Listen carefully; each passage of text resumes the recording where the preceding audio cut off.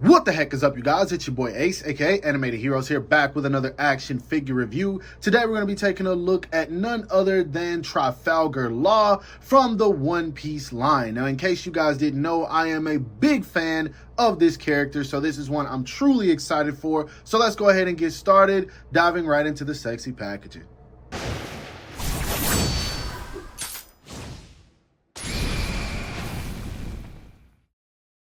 Now, this box isn't anything different than what we've seen before. It does have the window where you can see the figure, of course, some images along the sides. It does have this like map-ish type look right here. As you can see, we got it on Zoro and Luffy. It says Trafalgar Law right there, One Piece on top. The Toei logo, it says Tamashii Nations, Bandai at the bottom. Dope image of Law right there. Several images of him right there. Super happy they included these faceplates. On the back, you got some poses you can get the figure into. Nothing on top. And then this dope image on the bottom. So anyway, let's go ahead and bust this figure out because, again, I am really excited to talk about this one.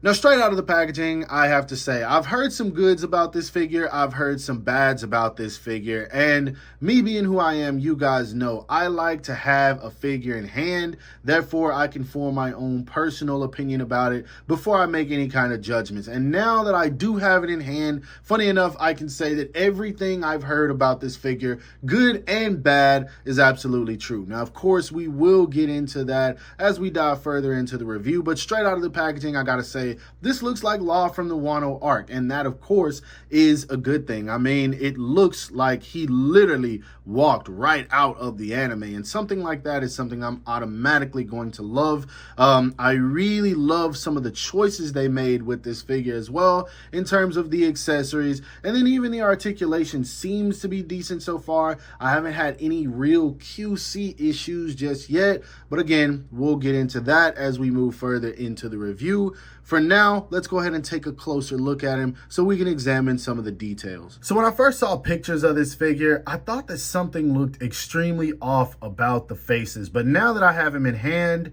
I realize I was completely wrong, because no, this is absolutely perfect. I mean, it legit looks like Law to the T. It's got his kind of angry expression with the dark lines around the eyes, showcasing that he's been through some things, because I don't think my boy wears eyeliner, but if he does, he's still a GOAT regardless. The hat looks really, really dope. It's kind of got this puffy look to it, so I love what they did with the sculpt. The shirt is fine. It's nothing spectacular. Would have been cool if they added some shading to it. It does look very, very plain, but it's still good. The tattoos are painted on very nicely on the arms and everything. As you can see, they kind of seep through the sleeves right there. Again, looking really, really good. I do dig that a whole lot. The pants have the circles on them as well that the hat has. All of that looking very nice. Again, could have used a little bit of shading, but it is what it is. Then when it comes down to the feet, the shoes look good as well. Very, very simple scope, nothing too crazy. No shoelaces or anything like that. Now, when it comes to what I personally dislike, it is going to be this cape. This cape is just horribly designed, man.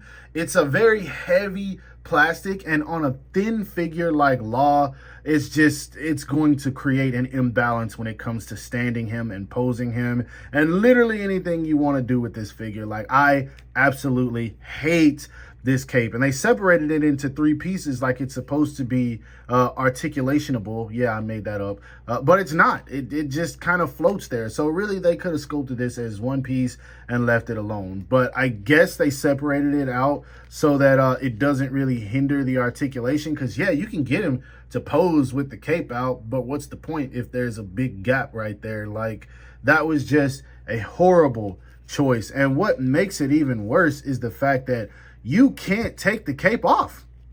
Like, it's not meant to come off of him, which, I mean, I don't think he ever took it off in the arc, so it makes sense. But still, yo, like, that is a design choice I feel like they could have went around, because as someone sculpting this figure, you've got to know that plenty of people are going to get really irritated by this cape, like especially with the way that it was designed. Because if they were going to do this, if they made it to where it just wasn't meant to come off, why not just sculpt this upper fur piece right here and then give us like something soft goods. Like they've been doing it with some of their newer figures, so I feel like they could have done it with this guy. Like the One Piece line always has something about each figure that could have been done better, and you're just like, oh my gosh, why did they not think of this? Like, because if this cape was a soft fabric, then obviously I probably would like this figure a whole lot more than I do. And don't get me wrong, I do really, really dig this thing. But this right here is definitely going to take some points off of it. But anyway, let's go ahead and put him back so we can see how tall he stands. Now, when it comes to the height of this figure, to the top of his head, he's literally right at about 6 1/4, just shy of 6.5 inches. He's on the taller side, but of course, we'll see how he scales with some other One Piece figures once we get to the size comparisons. When it comes to the articulation, he looks up only about that much because the head is going to touch the back of the collar piece. He looks down just fine, looks around very, very well. The head motion and neck motion are great. You are not going to have any issues with that. The arms go up and out very well. I mean, the guy can pose fine, but of course, this cape is going to hinder all of that whenever you're trying to move the arms around. He does have really good butterfly joints that come all the way in, but I don't even think you really have to use the butterfly joints. I think that the joints that they have that just peg into the shoulders work well enough for him to be able to do that. So that's really dope. He does have a bicep swivel, double jointed elbows that are super effective. His hands are on I think it's probably, oh no, this one's actually a ball peg this time around. They had been using hinges, but these work very well, as you guys can see. No issues there at all. Now, when it comes to this piece right here, this is another thing that kind of bothers me, because as you can see, this is one piece, no pun intended, and there's no crunch there. No crunch whatsoever. But when you turn the figure around, you can see that it's there.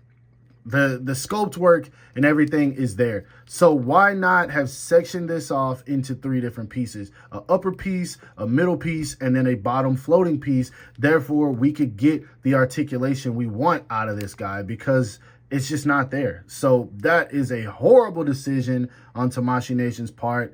And again, one of those issues that could have been fixed easily. Anyway, he does turn at the waist, no problem. So you are going to get that waist movement.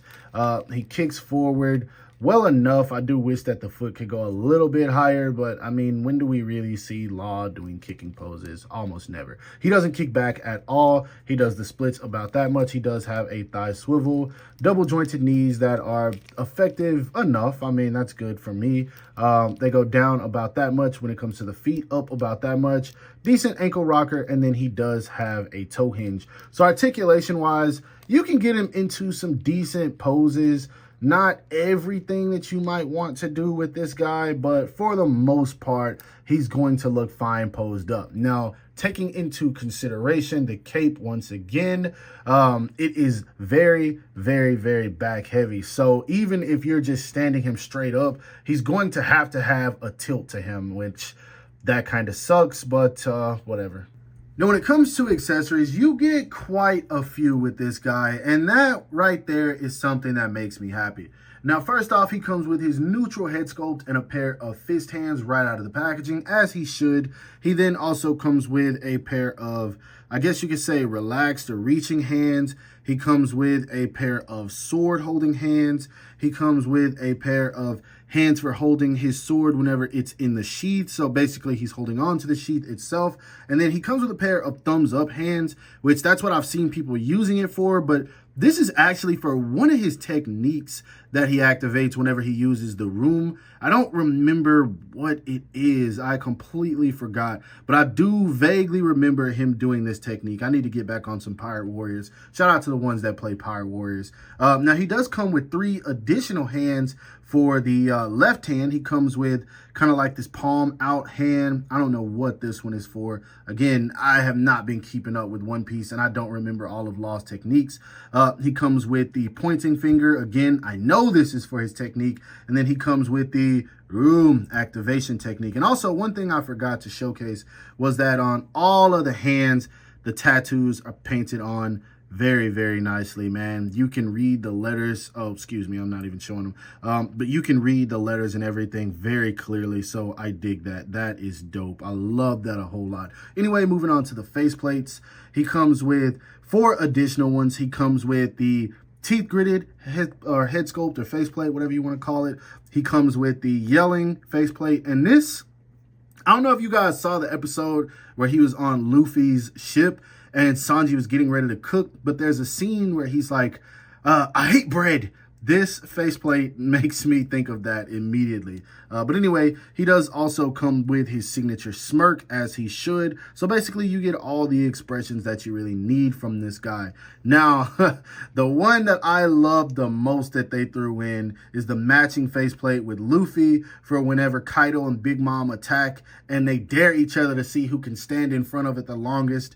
And they're both looking, or all 3 of them are looking at each other. It's Law, Luffy, and Kid, and you just see how ignorant they are, yo. It's the funniest scene in the Wano arc, in my opinion. I absolutely love it, and it makes me just to where I can't wait for Eustace Kid. So yeah, that's really dope. Now, if you guys saw my video discussing the Trafalgar Law figure before it released, when I announced that we were going to be getting it, I said in that video, I really hope that they give him a head without the hat. And they did. Well, if I can keep it in my hand. And they did.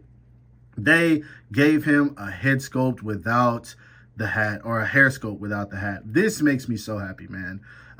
This figure does have some flaws, but stuff like this does make me happy. So I'm glad that they listened in. Maybe it wasn't my video, but I'm glad that they gave us this regardless. And anyway, backing things up a bit, he does also come with his really long sword, which this is dope. As you can see, this is when it is in the sheath, and then you just pull it out like so for whenever you want him to be holding it. And then he comes with the sword itself, which looks very, very nice, man. They did a good job on all the accessories this guy comes with. That's one thing I can't take away from this figure. Moving on to size comparisons, here he is standing next to the SH Figuarts One Piece Straw Hat Pirates. First off, we have him standing next to the Monkey D. Luffy. We have him standing next to Roanoa Zoro. And of course, Sanji on the far right. Now, keep in mind, I do have him kind of leaning forward because of the fact that the cape is so back heavy. So he is a little bit taller than what you see.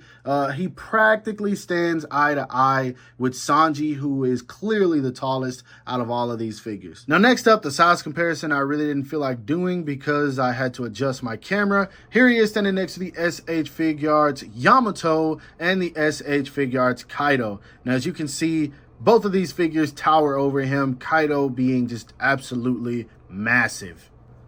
Here he is standing next to an SH Figuarts Kurama Link Mode Naruto, which I just reviewed. Make sure you go check that out. This is such a dope figure. We also have him standing next to a Figma Jujutsu Kaisen Greatness Satoru freaking Gojo. And as you can see, he actually stands taller than Gojo, which is crazy. And then we also have him standing next to an SH Figuarts Itadori Yuji. Last but not least, for some extras, here he is standing next to a Marvel Legends New Red and Blue or Final Swingsuit Spider-Man. We have him standing next to a Sentinel Spider-Man Noir and a Metacom toy or Mafex comic book classic outfit Spider-Man. Now, when it comes to my final thoughts on this figure, it pretty much remains consistent with everything I've been saying about the One Piece line thus far. It's another figure that could be great, but there's those few things that completely sets it back and takes away from how good it actually could be. In this case, I mentioned very early on that the cape is just terrible. It's horrible.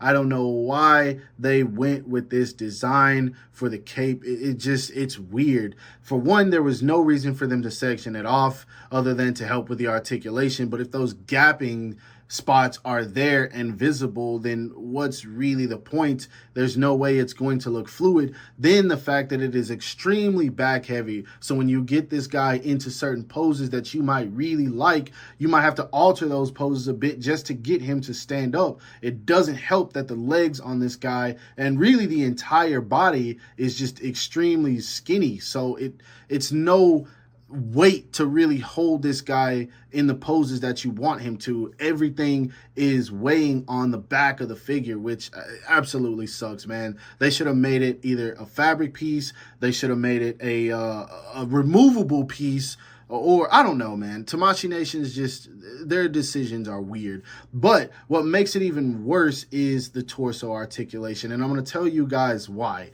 The fact that he has no middle torso articulation is terrible because of the fact that they sculpted it in, but you can't utilize it. So they could have easily saved those cuts, just sculpted a single piece, and then saved us maybe $4 or $5 on this figure. Maybe more than that. I don't know, man. It's just some of these design choices are so weird, man. And it sucks when you see lines like the JJK line, which is just so much better than when they started. The Naruto line that has been jumping as soon as they started making those figures. The Dragon Ball line that is going crazy. Why are we slacking on One Piece, man? Like, this is a line that a lot of people wanted to come back. And don't get me wrong, these figures are light years better than what we were getting years and years ago. But at the end of the day, the quality control issues are just so outrageous that it's like, why? I don't get it, man. These design choices are just, they're weird. Very, very, very weird. Now, don't get me wrong. I still do like the figure. Do I recommend it? Yes, it's a Trafalgar Law. The only other Law figure you're going to get that's decent is probably the Variable Action Heroes. And I think that's another reason I have so many issues with this. It's the fact that I had the Variable Action Heroes, and maybe I'm comparing those figures to these, but Variable Action Heroes is, that line is a complete blueprint for what the SH Figuarts line should be, and why they're not looking at those and copying some of those design choices, I will never understand. I don't know, man. Anyway, I don't want to turn this into a ramble. Again, it's a decent figure. I'm thinking I might end up picking up a second one just to cut the cape off of this guy. Or to be honest, I might just do it with this figure because I think you can still just sit it on his shoulder. But I don't know, man. This cape is a pain in the ass. I don't like it. I hate it. I absolutely hate it. The torso articulation, I'm used to them making weird choices, so I mean, I can tolerate it, I guess. I mean, it's no worse than Zoro and his lower piece. That was just, I could go on for days. Anyway, I hope that you guys enjoyed this review. If so, don't forget to give it a thumbs up. That always helps me out. Subscribe to the channel if you haven't already. Make sure to hit that bell icon to be notified whenever I upload new content. And last but not least, follow me on everything you see listed in the description below to keep up with my activity outside of YouTube. Hope you guys have a great rest of your day. Stay safe wherever you are, and bye. All right, so just one extra bit real quick. I ain't gonna lie. It was annoying me, so I cut the cape off of this figure, like, completely. It's a soft plastic that pegs into the back. I legit just cut it off. And so, but if I want to pose him with the cape on, it literally just sits on his shoulder. So if you do want him to still have the cape, it's gonna work. So if you're like me and this annoys you, just cut it off. It's annoying as shit, and I enjoy this figure so much better without it. Anyway, bye.